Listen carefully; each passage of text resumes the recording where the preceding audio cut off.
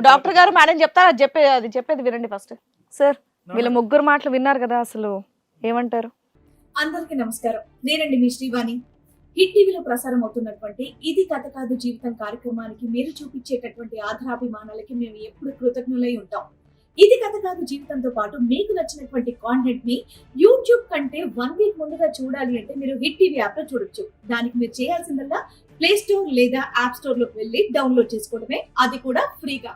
ఇందాక అన్నిటికంటే ఇక్కడ విచిత్రమైనటువంటి అంశం ఏంటంటే, ఈ 11 అమ్మాయిలు ఒకే లూప్లోకి ఎందుకు వెళ్ళారు, ఈ 11 అమ్మాయిల్లో కానీ ఈ 12వ అమ్మాయి అనేటటువంటి ఆశ కూడా ఈరోజు ఇంత కఠోరంగా మన కళ్ళెదురుగుంటా కనిపించేటటువంటి రాజేష్నే చూసారా, వేరే రాజేష్ని చూసారా? దట్ ఈస్ అ క్వశ్చన్ కదా. ఇప్పుడు ఎందుకంటే కనుక వీళ్ళందరూ చదువుకున్నటువంటి అమ్మాయిలు, ఎంతో కొంత సమాజంలో స్థితిగతులు ఉండేటటువంటి ఆడపిల్లలు, వీళ్ళేం చిన్నవాళ్ళు కాదు.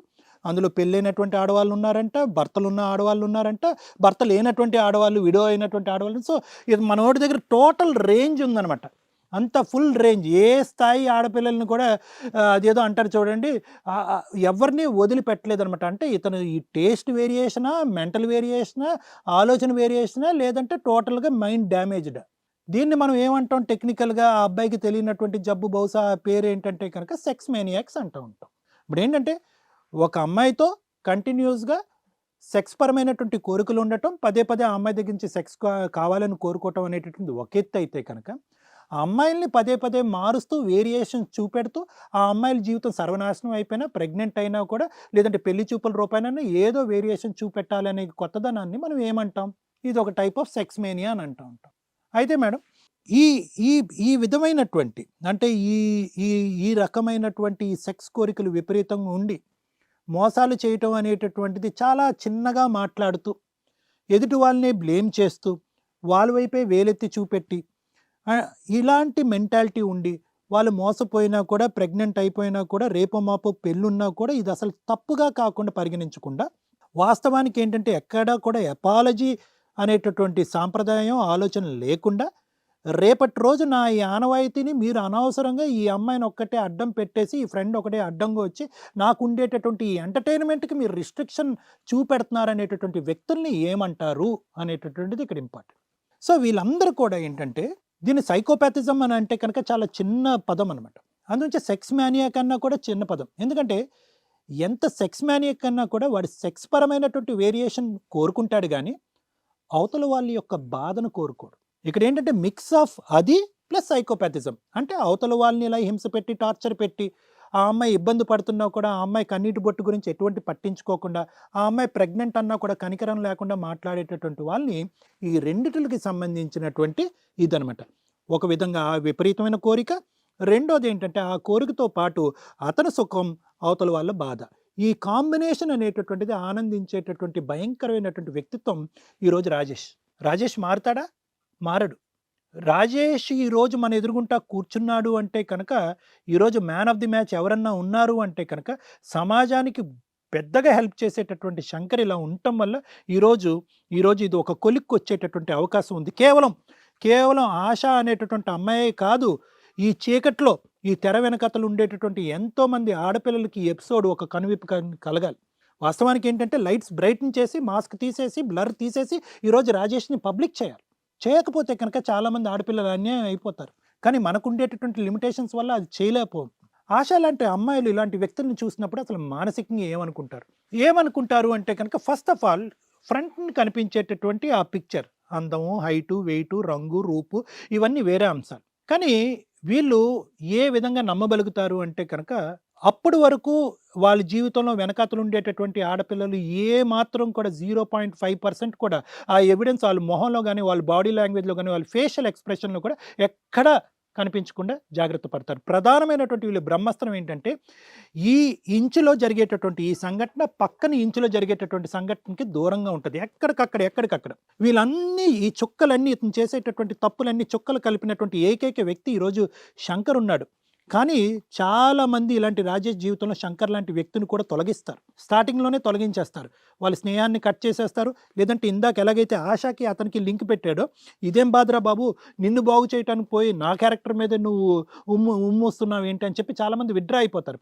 కానీ ఇంత అభాండం శంకర్ మీద పడినా కూడా అతను ప్రెగ్నెంట్ చేసినటువంటి వ్యక్తిని ఈడే ప్రెగ్నెంట్ చేశాడనే విధంగా మాట్లాడినా కూడా శంకరు తెగించి ఈరోజు ఇక్కడ కూర్చున్నాడు. ఎందుకంటే కనుక తల్లిదండ్రులకి చెప్పినా కూడా అర్థం కానటువంటి సబ్జెక్ట్ కాబట్టి ఈరోజు సామాజికంగా హెల్ప్ చేయడం గురించి శంకర్ ఇక్కడ కూర్చున్నాడు. ఈ అమ్మాయిలు ఎందుకు నమ్ముతారంటే ఆశ లాంటి వాళ్ళు, నువ్వే నా జీవితం, నువ్వే నా ప్రపంచం మాటలు చెప్తున్నాను, నువ్వే నా బంగారం, నేను నీకేది కావాలంటే అదే చేస్తాను, నువ్వు తప్ప నాకెవరూ లేరు, ఈ విధంగా మాట్లాడుకుంటూ ప్రధానంగా వాళ్ళు యూజ్ చేసేటటువంటి బ్రహ్మాస్త్రం ఏంటంటే false promises and false commitments ఇస్తారన్నమాట. అంటే తప్పుడు ప్రామిసులు చేయటం.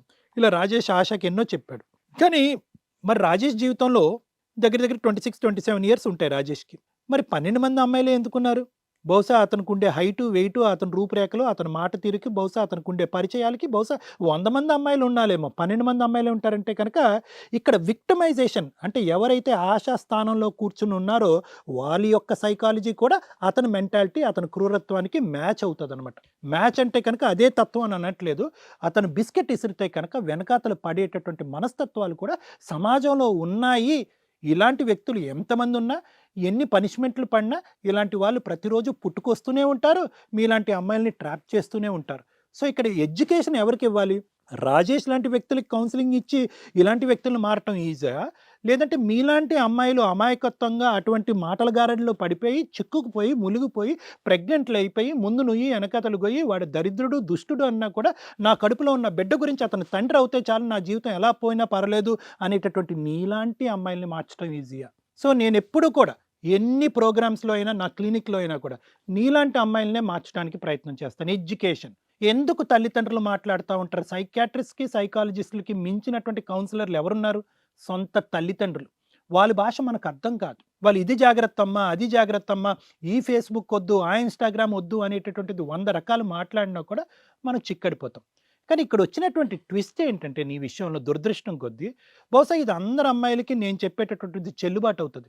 నువ్వు ఎంత కోయిన్సిడెన్స్ ఏంటంటే కనుక నీకు నచ్చినటువంటి వ్యక్తి పెళ్లి చూపులకి తల్లిదండ్రుల ద్వారా రావటము, మిమ్మల్ని ఇద్దరిని ఐడియల్గా ఒక రూమ్లో 1 గంట పాటు వదిలేయటము, ఈ కోయిన్సిడెన్స్ ఎక్సైట్మెంట్ తట్టుకోలేక నీ శరీరాన్ని అతనికి అర్పించటం. సో బ్యాడ్ లక్ ఏంటంటే మిగతా అమ్మాయిలకి నీకుండే తేడా ఏంటంటే ఇక్కడ తల్లిదండ్రులు కూడా ఆటోమేటిక్గా నీ గ్రీన్ ఫ్లాగ్ ఇచ్చేశారు, రేపో మాపో మా పెళ్ళి అయిపోతుంది కాబట్టి మేము శారీరకంగా కలిస్తే తప్పేంటి అనేటటువంటిది అంతంత మాత్రం తెలిసినటువంటి వ్యక్తికి నువ్వు ఫిజికల్గా కాంటాక్ట్ అయిపోయి, పోనీ ఫిజికల్గా ఎలాగా పెళ్ళి అవుతుంది కాబట్టి ఫిజికల్గా కాంటాక్ట్ అవుదామని చెప్పి చాలామంది పెళ్లి చూపులప్పుడు కానీ తర్వాత కానీ అనుకుంటూ ఉంటారు. పెళ్లి చూపులప్పుడు ఎవరు అనుకోవద్దు, మీ సెన్సేషనల్.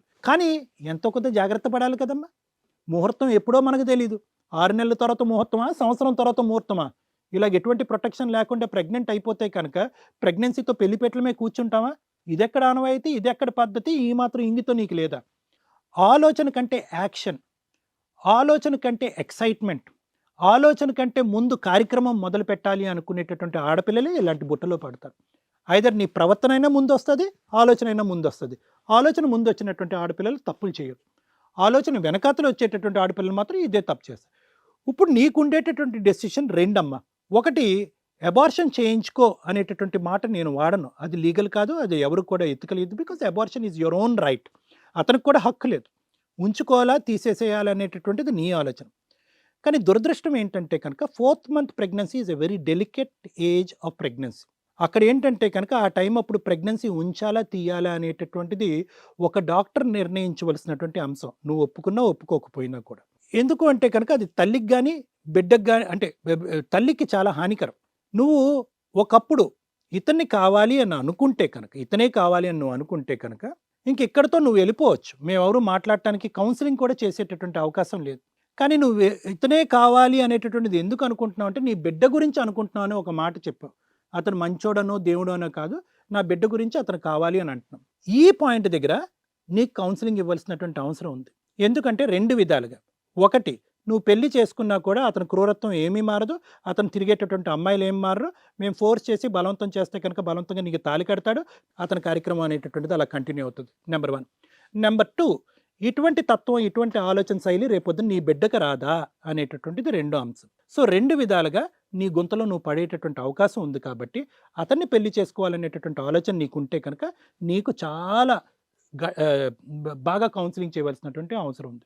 రాజేష్ విషయానికి వస్తే మాత్రం ఇలాంటి వాళ్ళు యూజువల్గా మారరు. అంటే we see so many patients కదా, మారాలి అనేటటువంటి ఉద్దేశం ఉండేటటువంటి వాళ్ళు ఇక్కడికి వచ్చి ఈ విధంగా మాట్లాడరు. 2 అంశాలు నేను రాజేష్ గురించి చెప్తా. ఒకటి ఏంటంటే కనుక ఇక్కడ ఎక్కడ కూడా ఒక పశ్చాత్తాపం కానీ సింపతి కానీ అదేమీ లేదు. She's one of the lot, I will delete her, she's out of the picture, get rid of her out of my life అని అంటున్నాడు. ఈ అమ్మాయిని నన్ను వదిలించేటటువంటి ప్రయత్నం మీరు చేయండి అని. ఇంకోటి ఏంటంటే ప్రాణాతికి ప్రాణం అయినటువంటి ఒక స్నేహితుడు ఈరోజు అతని వైపు వేలెత్తి చూపెడితే కనుక గిల్ట్ ప్రొవోకింగ్ చేస్తున్నాడు. అది very technical skill of cheaters అనమాట. అంటే ఏం చేస్తున్నాడు, అతను నోరు మూయించాలి. నువ్వు పోరా అంటే కనుక అతను ఇక్కడి నుంచి పోవట్లేదు. నా గురించి అన్ని గుట్లు నువ్వు ఎందుకు లాగుతున్నారా అంటే కనుక అతను ఆపట్లేదు. మొత్తం సిరీస్ అంతా కూడా క్యూలో లాగి తల్లిదండ్రులు కూడా తీసుకెళ్ళాడు, అతను సక్సెస్ఫుల్ అవ్వలేదు. సో ఇక్కడ ఏమవుతుందంటే కనుక శంకర్లో గిల్ట్ రేపుతున్నాడు. అతనికి వీళ్ళిద్దరూ శత్రువులు. సో ఇప్పుడు ఏం చేస్తున్నాడు, వీళ్ళిద్దరిని కలిపేస్తున్నాడు. నువ్వు నీ వల్లే ఆ అమ్మాయికి ప్రెగ్నెంట్ వచ్చినట్టుగా మాట్లాడుతున్నాడు. సో కాబట్టి ఏంటంటే ఈరోజు శంకర్ లాంటి ప్రాణ స్నేహితుడు అతను మార్చలేకపోయాడు. అతని చేతులను మోసపోయినటువంటి ఈ అమ్మాయి అతనికి బుద్ధి చెప్పలేకపోతుంది. ఇతని వల్ల ఒక ఆడపిల్ల సూసైడ్ చేసుకుంటే కనుక అతని గురి ఆ ఎపిసోడ్ కూడా ఇతనిలో మార్పు కలిగించట్లేదు. ఈరోజు మన ముగ్గురు ఇక్కడ కూర్చొని ఇంత ఓపికగా చెప్తున్నా కూడా అతనిలో ఎటువంటి మార్పు రావట్లేదు.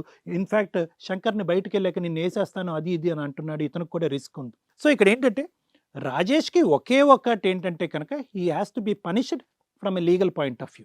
అతను ఇక్కడ పబ్లిక్గా ఒప్పుకున్నాడు కాబట్టి.